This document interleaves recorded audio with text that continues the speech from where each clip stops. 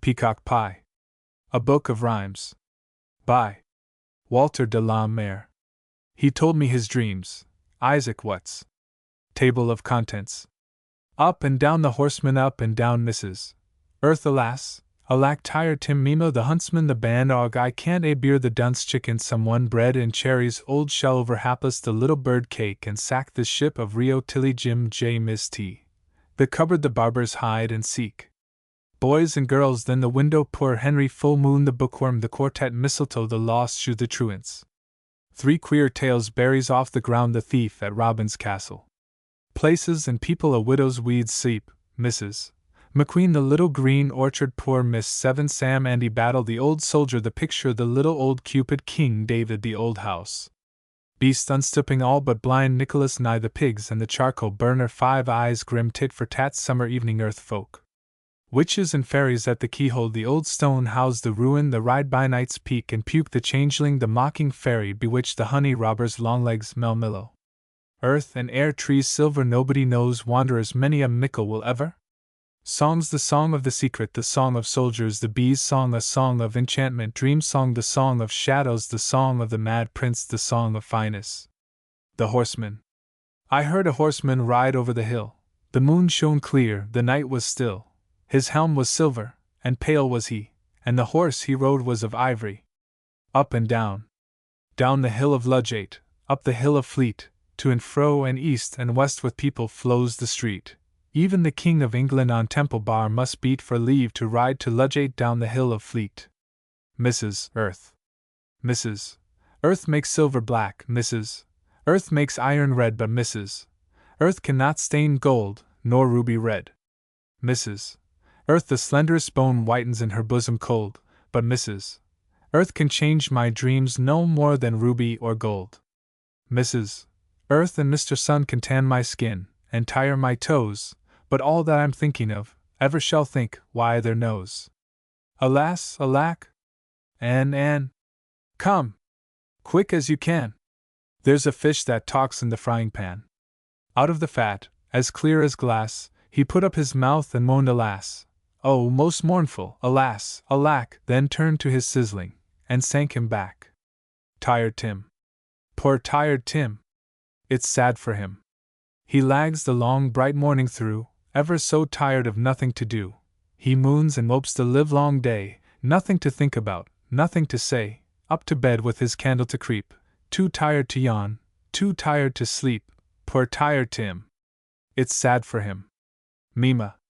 Jemima is my name, but oh, I have another. My father always calls me Meg, and so do Bob and Mother. Only my sister, jealous of the strands of my bright hair, Jemima Mima, calls, mocking, up the stair. The huntsman. Three jolly gentlemen, in coats of red, rode their horses up to bed. Three jolly gentlemen snored till morn, their horses champing the golden corn. Three jolly gentlemen, at break of day, came clitter-clatter down the stairs and galloped away. The bandog. Has anybody seen my Mopser?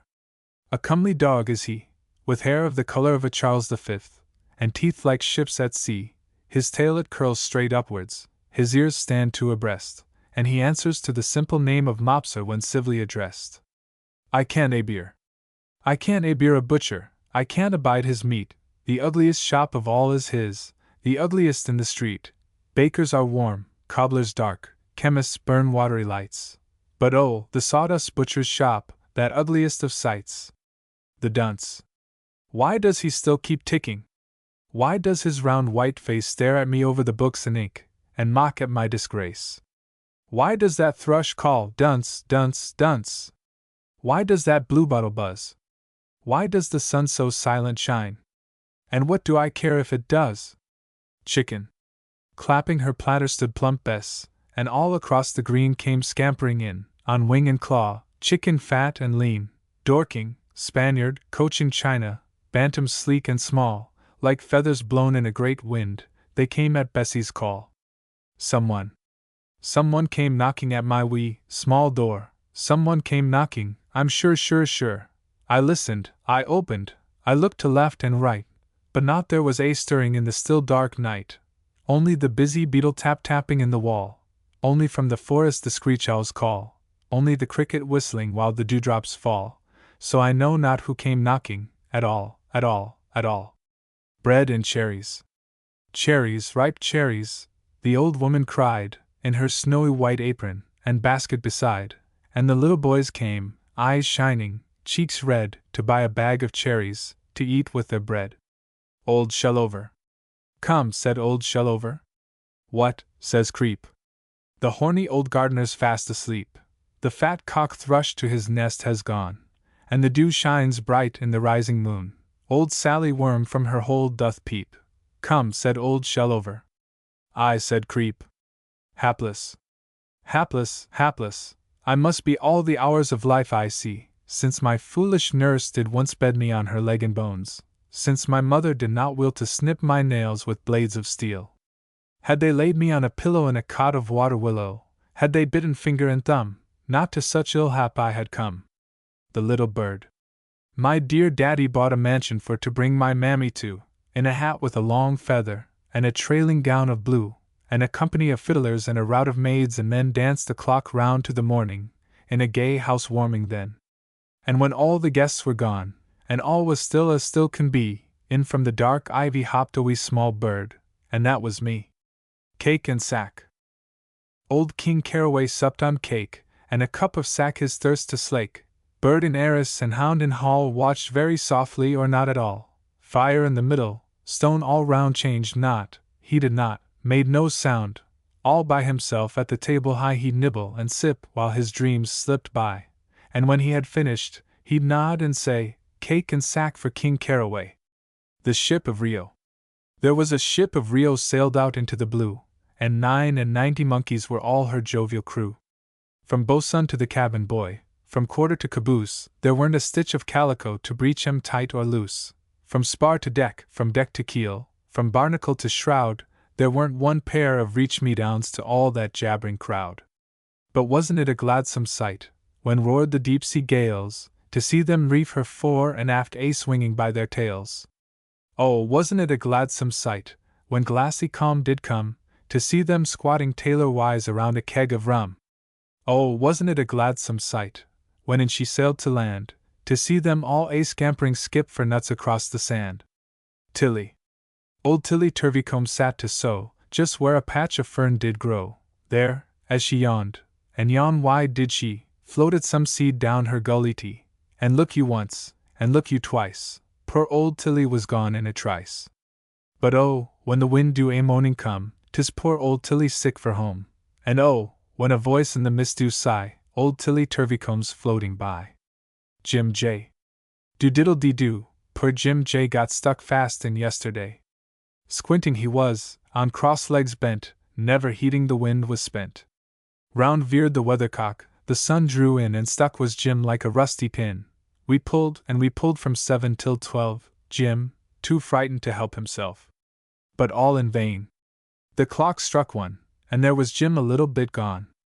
At 5:30 you scarce could see a glimpse of his flapping handkerchief. And when came noon, and we climbed sky high, Jim was a speck slipping by. Come tomorrow, the neighbors say, he'll be past crying for, poor Jim J. Miss T. It's a very odd thing, as odd as can be, that whatever Miss T. eats turns into Miss T. Porridge and apples, mince, muffins and mutton, jam, junket, jumbles, not a rap, not a button it matters. The moment they're out of her plate, though shared by Miss Butcher and sour Mr. Bate, tiny and cheerful, and neat as can be, whatever Miss T. eats turns into Miss T. The cupboard. I know a little cupboard, with a teeny tiny key, and there's a jar of lollipops for me. It has a little shelf, my dear, as dark can be, and there's a dish of banberry cakes for me. I have a small fat grandmamma, with a very slippery knee, and she's the keeper of the cupboard with the key. And I'm very good, my dear, as good can be, there's banberry cakes, and lollipops for me. The barbers. Gold locks, and black locks, red locks and brown, top knot to love curl the hair wisps down, straight above the clear eyes, rounded round the ears, snip snap and snick-a-snick, clash the barber's shears. Us, in the looking-glass, footsteps in the street, over, under, to and fro, the lean blades meet, bay rum or bear's grease, a silver groat to pay then out a shinshan shining in the bright, blue day. Hide and seek. Hide and seek, says the wind, in the shade of the woods, hide and seek, says the moon, to the hazel buds, hide and seek, says the cloud, star unto star, hide and seek, says the wave, at the harbor bar, hide and seek, say I, to myself, and step out of the dream of wake into the dream of sleep. Boys and girls then. 20, 40, 60, 80, 100 years ago, all through the night with lantern bright the watch trudged to and fro, and little boys tucked snug abed would wake from dreams to hear 2:00 the morning by the clock, and the stars shining clear. Or, when across the chimney tops screamed shrill a northeast gale, a faint and shaken voice would shout, 3! And a storm of hail. The window. Behind the blinds I sit, and watch the people passing by, and not a single one can see my tiny watching eye. They cannot see my little room, all yellowed with the shaded sun. They do not even know I'm here, nor guess when I am gone. Poor Henry. Thick in its glass the physic stands, poor Henry lifts distracted hands, his round cheek wans in the candlelight, to smell that smell, to see that sight. Finger and thumb clinch his small nose, a gurgle, a gasp, and down it goes, scowls Henry now, but mark that cheek, sleek with the bloom of health next week. Full moon. One night as Dick lay half asleep, into his drowsy eyes a great still light begins to creep from out the silent skies. It was lovely moon's, for when he raised his dreamy head, her surge of silver filled the pane and streamed across his bed. So, for a while, each gazed at each Dick and the solemn moon till, climbing slowly on her way, she vanished, and was gone. The bookworm. I'm tired, oh, tired of books, said Jack. I long for meadows green, and woods, where shadowy violets nod their cool leaves between. I long to see the ploughman stride his darkening acres o'er, to hear the hoarse sea waters drive their billows gainst the shore. I long to watch the seamew wheel back to her rock-perched mate, or, where the breathing cows are housed, lean dreaming o'er the gate. Something has gone, and ink and print will never bring it back. I long for the green fields again. I'm tired of books, said Jack. The quartet. Tom sang for joy, and Ned sang for joy, and old Sam sang for joy. All we 4 boys piped up loud, just like one boy, and the ladies that sate with the squire their cheeks were all wet, for the noise of the voice of us boys, when we sang our quartet. Tom he piped low, and Ned he piped low, and old Sam he piped low. Into a sorrowful fall did our music flow, and the ladies that sate with the squire vowed they'd never forget how the eyes of them cried for delight, when we sang our quartet. Mistletoe. Sitting under the mistletoe, pale green, fairy mistletoe, one last candle burning low, all the sleepy dancers gone, just one candle burning on, shadows lurking everywhere, someone came, and kissed me there. Tired I was, my head would go nodding under the mistletoe, pale green, fairy mistletoe, no footsteps came, no voice, but only, just as I sat there, sleepy, lonely, stooped in the still and shadowy air lips unseen and kissed me there. The lost shoe. Poor little Lucy by some mischance, lost her shoe as she did dance. 'Twas not on the stairs, not in the hall, not where they sat at supper at all. She looked in the garden, but there it was not, henhouse, or kennel, or high dovecot. Dairy and meadow, and wild woods through showed not a trace of Lucy's shoe. Bird nor bunny nor glimmering moon breathed a whisper of where 'twas gone. It was cried and cried, oh yes and oh yes, in French, Dutch, Latin, and Portuguese. Ships the dark seas went plunging through, but none brought news of Lucy's shoe, and still she patters in silk and leather, o'er snow, sand, shingle, in every weather, Spain, and Africa, Hindustan, Java, China, and lampy Japan, plain and desert, she hops through, Pernambuco to gold Peru, mountain and forest, and river too, all the world over for her lost shoe. The truants. Ere my heart beats too coldly and faintly to remember sad things, yet be gay, I would sing a brief song of the world's little children magic hath stolen away. The primroses scattered by April, the stars of the wide Milky Way, cannot outnumber the hosts of the children magic hath stolen away. The buttercup green of the meadows, the snow of the blossoming May, lovelier are not than the legions of children magic hath stolen away.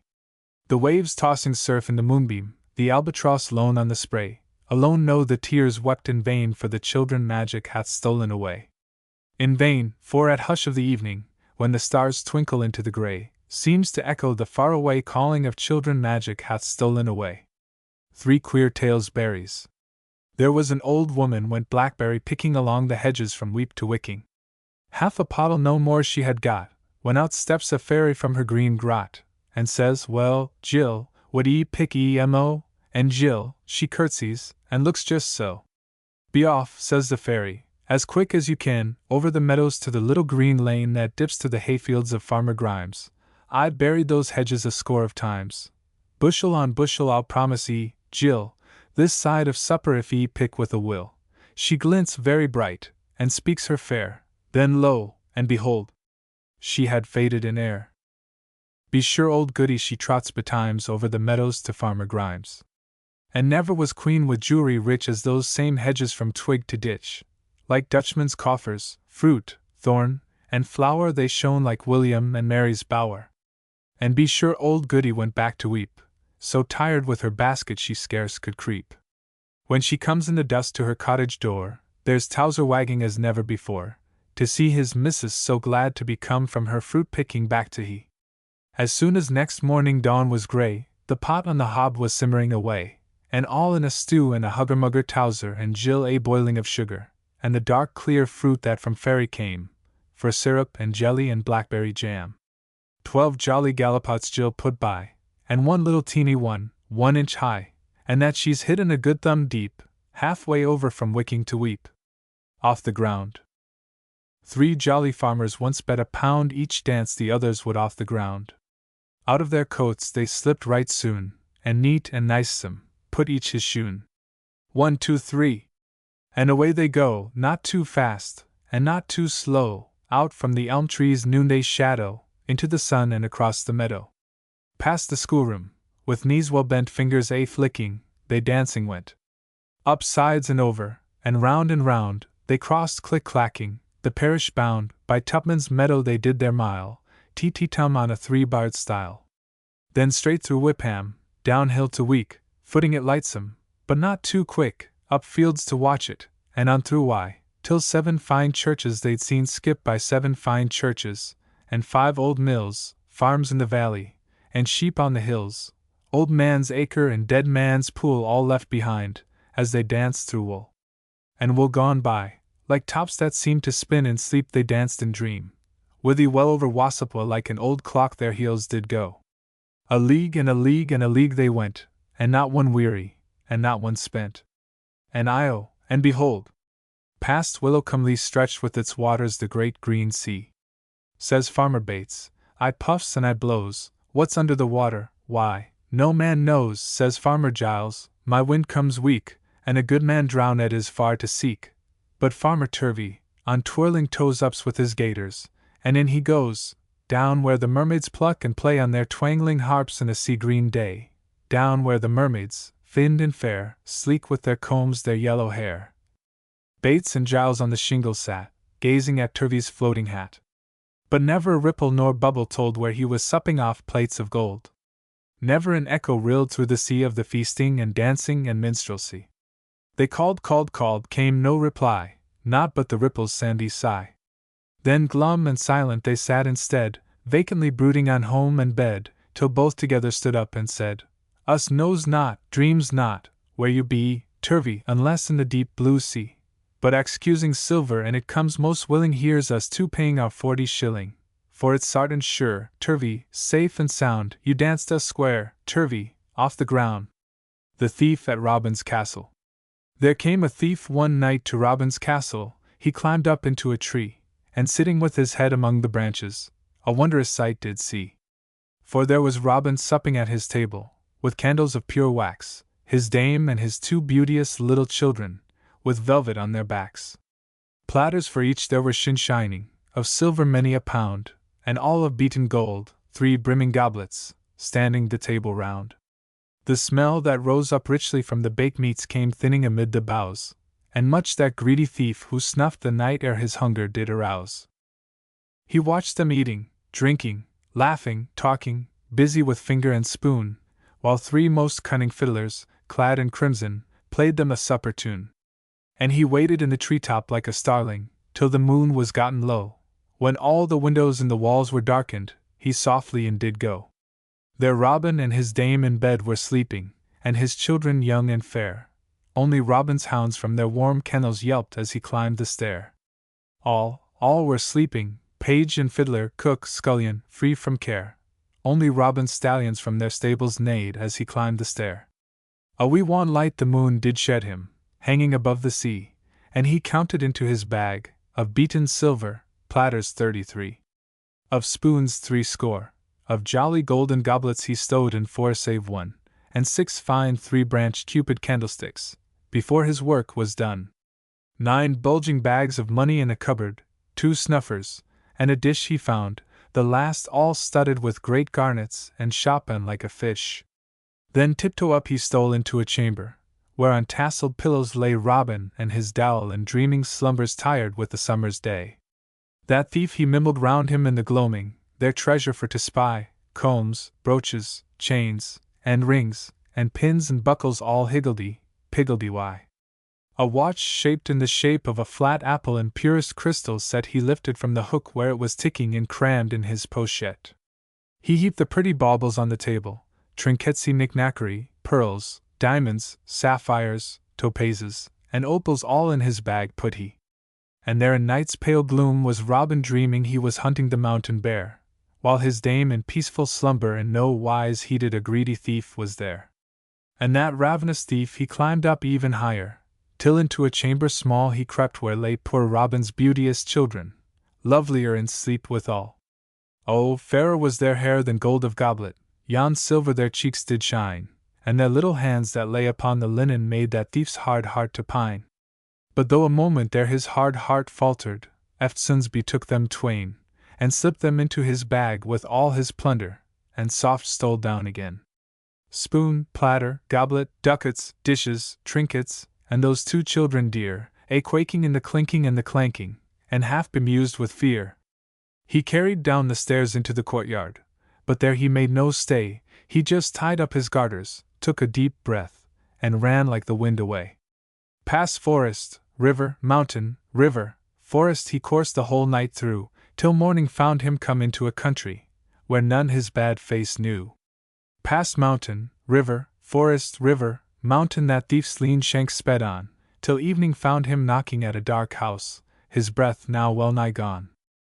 There came a little maid and asked his business, a cobbler dwelt within, and though she much misliked the bag he carried, she led the bad man in. He bargained with the cobbler for a lodging and soft laid down his sack in the dead of night, with none to spy or listen from off his weary back.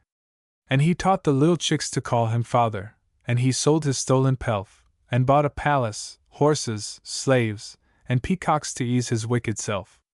And though the children never really loved him, he was rich past all belief, while Robin and his dame o'er delf and pewter spent all their days in grief. Places and people a widow's weeds. A poor old widow in her weeds sowed her garden with wildflower seeds, not too shallow, and not too deep, and down came April, drip, drip, drip. Up shone May, like gold, and soon green as an arbor grew leafy June. And now all summer she sits and sows where willow herb, comfort, bugloss blows, teasel and pansy, meadowsweet, campion, toadflax, and rough hawkspit, brown bee orchis, and peals of bells, clover, burnet, and thyme she smells. Like Oberon's meadows her garden is drowsy from dawn to dusk with bees. Weeps she never, but sometimes sighs, and peeps at her garden with bright brown eyes, and all she has is all she needs, a poor old widow in her weeds. Sleep! Black as a chimney is his face, and ivory white his teeth, and in his brass-bound cart he rides, the chestnut blooms beneath. Sweep, sweep, he cries, and brightly peers this way and that, to see with his 2 light blue shining eyes what custom there may be. And once inside the house, he'll squat, and drive his rods on high, till twirls his sudden sooty brush against the morning sky. Then, mid his bulging bags of soot, with half the world asleep, his small cart wheels him off again, still hoarsely bawling, "Sleep, Mrs. McQueen, or the lolly shop." With glass like a bull's eye, and shutters of green, down on the cobbles lives Mrs. McQueen. At 6 she rises, at 9 you see her candle shine out in the linden tree. And at 9:30 not a sound is nigh but the bright moon's creeping across the sky. Or a far dog baying, or a twittering bird in its drowsy nest, in the darkness stirred. Or like the roar of a distant sea a long-drawn SSSH in the linden tree. The little green orchard. Someone is always sitting there, in the little green orchard, even when the sun is high in noon's unclouded sky, and faintly droning goes the bee from rose to rose. Someone in shadow is sitting there in the little green orchard. Yes, when the twilight's falling softly in the little green orchard, when the gray dew distills and every flower cup fills, when the last blackbird says, what, and goes her way SSH. I have heard voices calling softly in the little green orchard. Not that I am afraid of being there, in the little green orchard. Why, when the moon's been bright, shedding her lonesome light, and moths like ghosties come, and the horned snail leaves home, I've sat there, whispering and listening there, in the little green orchard.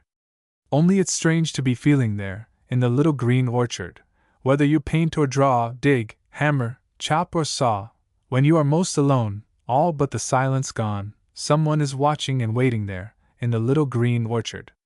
Poor Miss Seven. Lone and alone she lies, poor Miss Seven, 5 steep flights from the earth, and 1 from heaven. Dark hair and dark brown eyes, not to be sad she tries, still it's lonely lies, poor Miss Seven. 1 day-long watch has she, poor Miss Seven, not in some orchard sweet in April Devon, just 4 blank walls to see, and dark come shadowily, no moon, no stars, ah me! Poor Miss Seven. And then to wake again, poor Miss Seven, to the cold night, to have sour physic given, out of some dream of pain, then strive long hours in vain deep dreamless sleep to gain, poor Miss Seven. Yet memory softly sings poor Miss Seven songs full of love and peace and gladness, even clear flowers and tiny wings, all tender, lovely things, hope to her bosom brings happy Miss Seven. Sam. When Sam goes back in memory, it is to where the sea breaks on the shingle, emerald green, in white foam, endlessly. He says with small brown eye on mine, I used to keep awake, and lean from my window in the moon, watching those billows break. And 500,000 tiny hands, and eyes like sparks of frost, would dance and come tumbling into the moon, on every breaker tossed. And all across from star to star, I've seen the watery sea, with not a single ship in sight, just ocean there, and me, and heard my father snore. And once, as sure as I'm alive, out of those wallowing, moon-flecked waves I saw a mermaid dive, head and shoulders above the wave, plain as I now see you, combing her hair, now back, now front, her 2 eyes peeping through, calling me, Sam. Quiet like Sam! But me, I never went, making believe I kind of thought 'twas someone else she meant. Wonderful lovely there she sat, singing the night away, all in the solitudinous sea of that there lonely bay. P'raps, and he'd smooth his hairless mouth, p'raps, if 'twere now, my son, p'raps, if I heard a voice say, Sam, morning would find we gone. Andy Battle. Once and there was a young sailor, yo-ho! And he sailed out over the say for the isles where pink coral and palm branches blow, and the fireflies turn night into day, yo-ho! And the fireflies turn night into day. But the Dolphin went down in a tempest, yo-ho! And with 3 forsook sailors ashore, the porting Alesh took him where sugar canes grow, their slave for to be evermore, yo-ho! Their slave for to be evermore. With his musket for mother and brother, yo-ho! He warred with the cannibals drear, in forests where panthers pad soft to and fro, and the Pongo shakes noonday with fear, yo-ho! And the Pongo shakes noonday with fear. Now lean with long travail, all wasted with woe, with a monkey for messmate and friend, he sits 'neath the cross in the cankering snow, and waits for his sorrowful end, yo-ho! And waits for his sorrowful end. The old soldier. There came an old soldier to my door, asked a crust, and asked no more. The wars had thinned him very bare, fighting and marching everywhere, with a fall roll-dole-roll-de-doo. With nose stuck out, and cheek sunk in, a bristling beard upon his chin, powder and bullets and wounds and drums had come to that soldier, as such like comes with a fall roll dole roll de dew. 'Twas sweet and fresh with buds of May, flowers springing from every spray, and when he had supped the old soldier trolled the song of youth that never grows old, called fall roll dole roll de dew.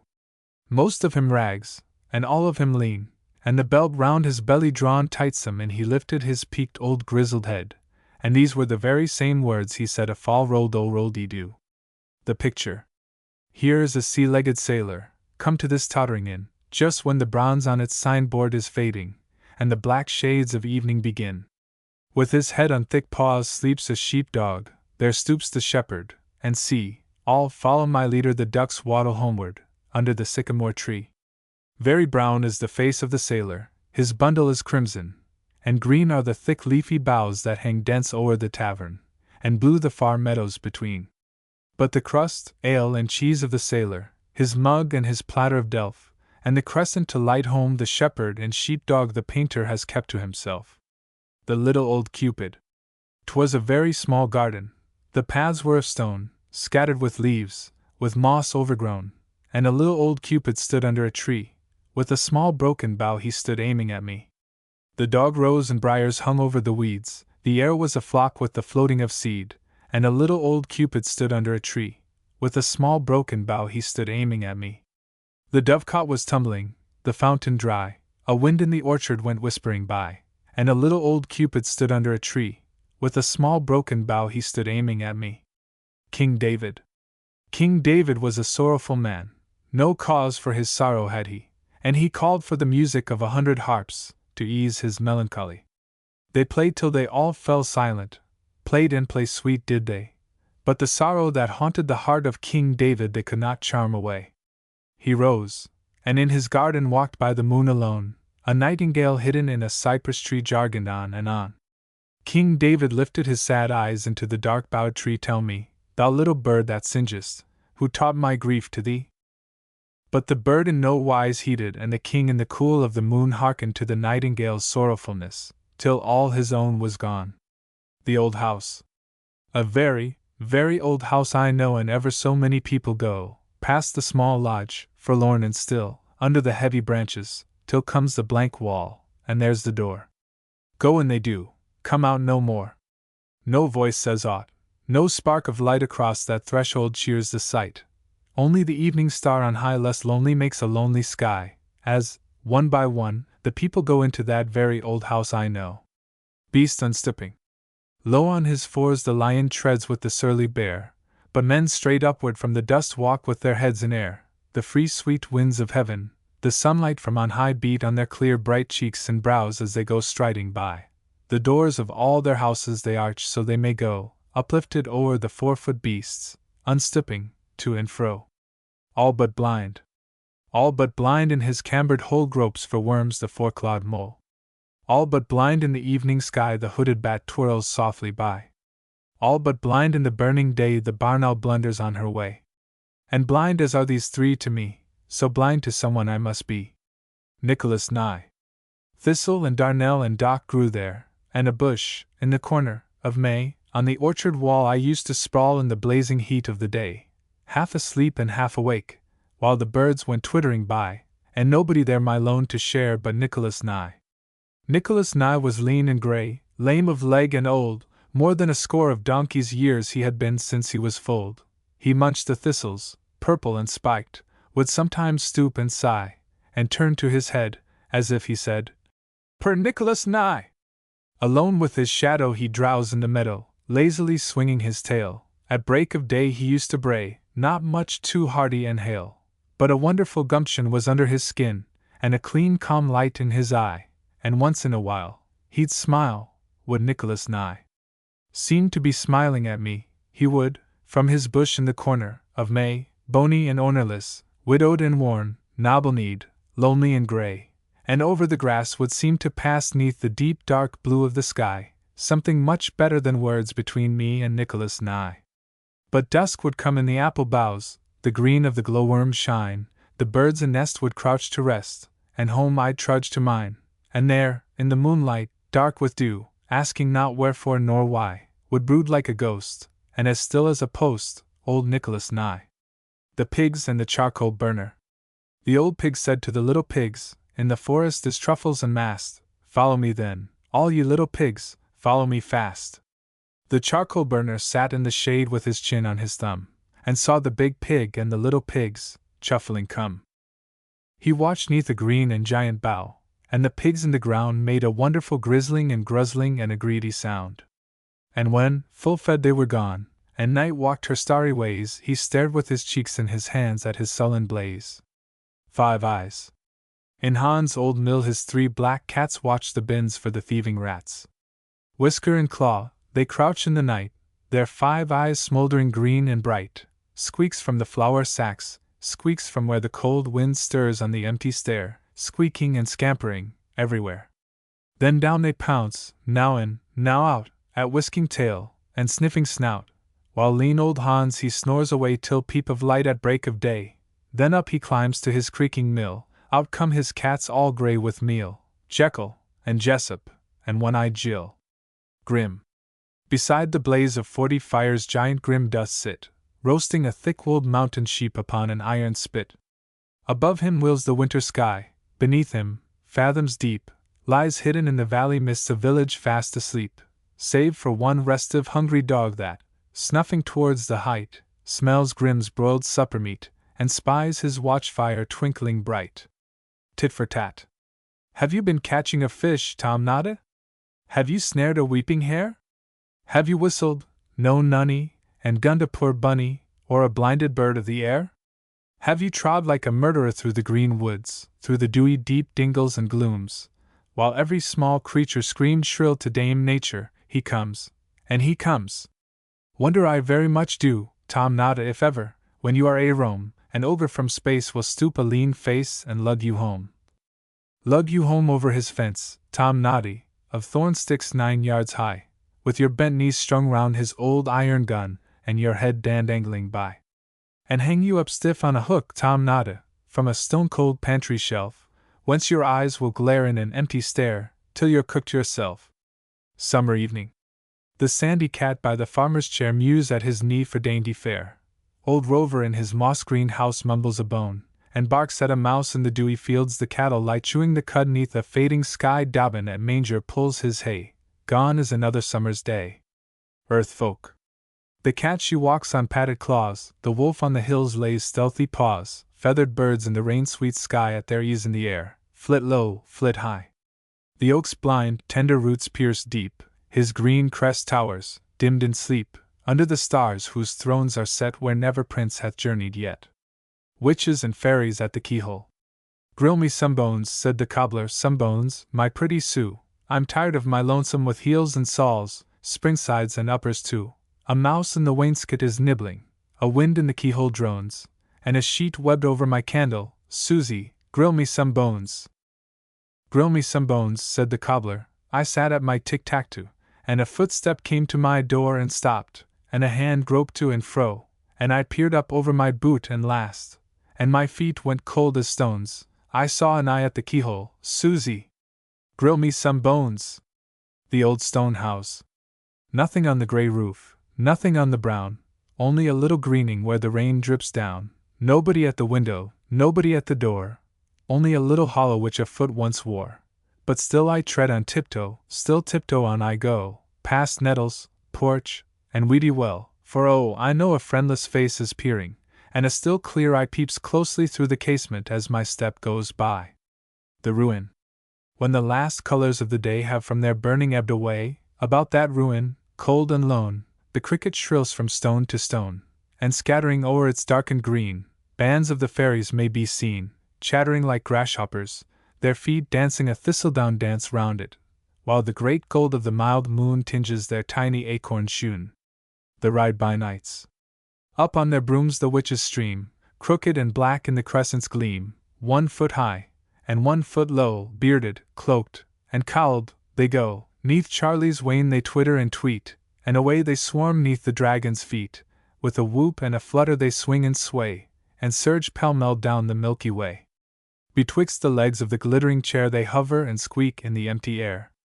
Then round they swoop past the glimmering lion to where Sirius barks behind huge Orion, up, then, and over to wheel amain, under the silver, and home again. Peak and puke. From his cradle in the glamoury they have stolen my wee brother, housed a changeling in his swaddlings for to fret my own poor mother. Pules it in the candlelight why a cheek so lean and white, chinkling up its eyne so wailing shrill at her and me. It will either rock nor tend till the silence end, lapping in their awesome arms him they stole with spells and charms, till they take this changeling creature back to its own fairy nature. Cry, cry, as long as may be, ye shall ne'er be woman's baby. The changeling. Ahoy and ahoy! Twixt mocking and merry, ahoy and ahoy there, young man of the fairy! She stood on the steps in the watery gloom, that changeling, ahoy there, she called him to come. He came on the green wave, he came on the grey, where stooped that sweet lady that still summer's day. He fell in a dream of her beautiful face, as she sat on the thwart and smiled in her place. No echo his or woke, float silent did they, past low grazing cattle in the sweet of the hay. And still in a dream at her beauty sat he, drifting stern foremost down to the sea. Come you then, call, when the twilight apace brings shadow to brood on the loveliest face, you shall hear o'er the water ring faint in the grey, ahoy, and ahoy there, and tremble away, ahoy, and ahoy, and tremble away. The mocking fairy. Won't you look out of your window, Mrs. Gill? Quoth the fairy, niddling, nodding in the garden. Can't you look out of your window, Mrs. Gill? Quoth the fairy, laughing softly in the garden. But the air was still, the cherry boughs were still, and the ivy tod 'neath the empty sill, and never from her window looked out Mrs. Gill on the fairy shrilly mocking in the garden.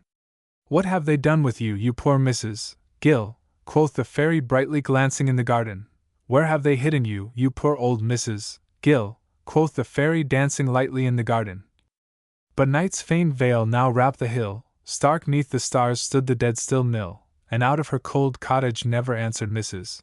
Gill the fairy mambling in the garden. Bewitched. I have heard a lady this night, lissom and jimp and slim, calling me over the heather, 'neath the beech boughs dusk and dim. I have followed a lady this night, followed her far and lone, fox and adder and weasel know the ways that we have gone. I sit at my supper mid honest faces, and crumble my crust and say naught in the long-drawn drawl of the voices talking the hours away. I'll go to my chamber under the gable, and the moon will lift her light in at my lattice from over the moorland hollow, and still and bright. And I know she will shine on a lady of witchcraft, gladness and grief to see, who has taken my heart with her nimble fingers, calls in my dreams to me. Who has led me a dance by dell and dingle my human soul to win, made me a changeling to my own mother, a stranger to my kin. The honey robbers. There were two fairies, Gimel and Mel, loved earth man's honey passing well, oft at the hives of his tame bees they would their sugary thirst appease.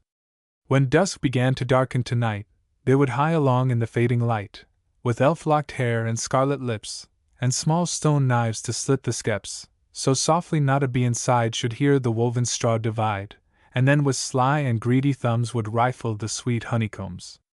And drowsily drone to drone would say, a cold, cold wind blows in this way, and the great queen would turn her head from face to face, astonished, and though her maids with comb and brush would comb and soothe and whisper, hush, about the hive would shrilly go a keening, to and fro, at which those robbers 'neath the trees would taunt and mock the honeybees, and through their sticky teeth would buzz just as an angry hornet does.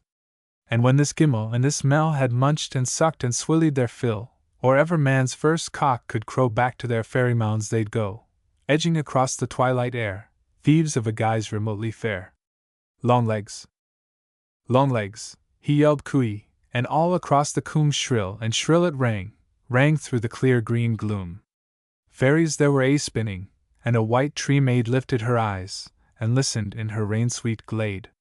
Bunny to bunny stamped, old what chin deep in bracken sate, a throstle piped, I'm by, clear to his timid mate. And there was Longlegs, straddling, and hearkening was he, to distant echo thrilling back a thin cooee. Melmillo. 33 birds there stood in an elder in a wood, called Melmillo, flew off 3, leaving 30 in the tree, called Melmillo, 9 now gone, and the boughs held 21, called Melmillo, and 18 left but 3 to nod and preen, called Melmillo, 3, 2, 1 now of birds were feathers none. Then stole Melmillo into that wood all dusk and green, and with lean long palms outspread softly a strange dance did tread, not a note of music she had for echoing company. All the birds were flown to rest in the hollow of her breast. In the wood, thorn, elder, willow, danced alone, lone danced Melmillo. Earth and air trees. Of all the trees in England, her sweet 3 corners in, only the ash, the bonny ash burns fierce while it is green. Of all the trees in England, from sea to sea again, the willow loveliest stoops her boughs beneath the driving rain. Of all the trees in England, past frankincense and myrrh, there's none for smell, of bloom and smoke, like lime and juniper. Of all the trees in England, oak, elder, elm and thorn, the yew alone burns lamps of peace for them that lie forlorn. Silver. Slowly, silently, now the moon walks the night in her silver shoon, this way, and that, she peers and sees silver fruit upon silver trees. One by one the casements catch her beams beneath the silvery thatch. Couched in his kennel, like a log, with paws of silver sleeps the dog. From their shadowy coat the white breasts peep of doves in a silver-feathered sleep. A harvest mouse goes scampering by, with silver claws and silver eye. And moveless fish in the water gleam by silver reeds in a silver stream. Nobody knows. Often I've heard the wind sigh by the ivied orchard wall, over the leaves in the dark night, breathe a sighing call, and faint away in the silence while I, in my bed, wondered, twixt dreaming and waking, what it said. Nobody knows what the wind is, under the height of the sky, where the hosts of the stars keep far away house and its wave sweeps by, just a great wave of the air, tossing the leaves in its sea, and foaming under the eaves of the roof that covers me.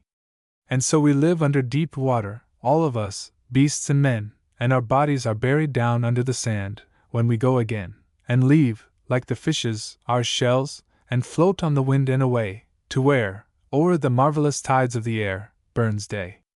Wanderers. Wide are the meadows of night, and daisies are shining there, tossing their lovely dews, lustrous and fair, and through these sweet fields go, wanderers amid the stars, Venus, Mercury, Uranus, Neptune, Saturn, Jupiter, Mars. Tired in their silver, they move, and circling, whisper and say, fair are the blossoming meads of delight through which we stray. Many a mickle a little sound, only a little, the breath in a reed, a trembling fiddle, a trumpet's ring, the shuddering drum, so all the glory, bravery, hush of music come.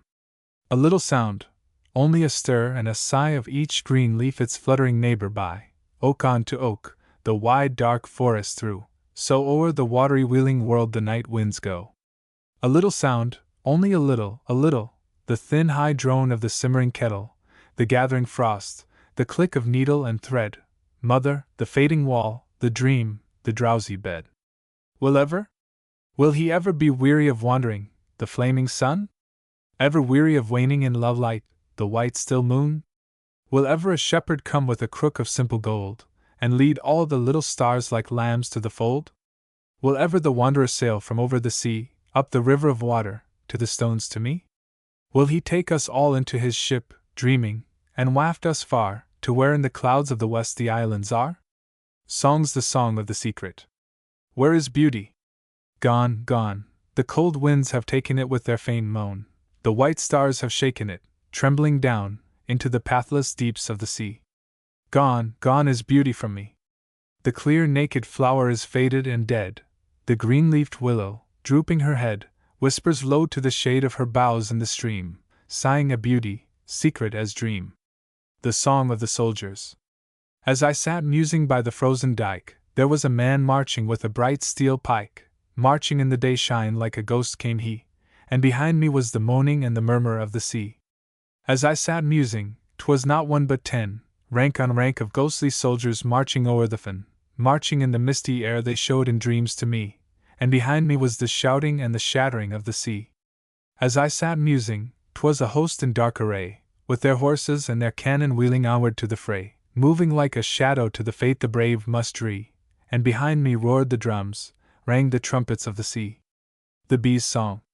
Thousands of thorns there be on the roses where goes the zebra of Z, sleek, striped, and hairy, the steed of the fairy princess of Z. Heavy with blossoms be the roses that grouses in the thickets of Z. Where grazes the zebra, marked abracadabra, of the princess of Z. And he knows us that posies of the roses that grows so lovesem and free, with an eye dark and wary, in search of a fairy, whose roses he knows us were not honey free, but to breathe a sweet incense to solace the princess of faraway Z. Song of Enchantment. A song of enchantment I sang me there, in a green, green wood, by waters fair. Just as the words came up to me I sang it under the wild wood tree.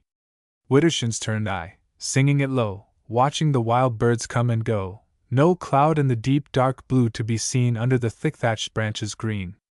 Twilight came, silence came, the planet of evening's silver flame. By darkening paths I wandered through thickets trembling with drops of dew.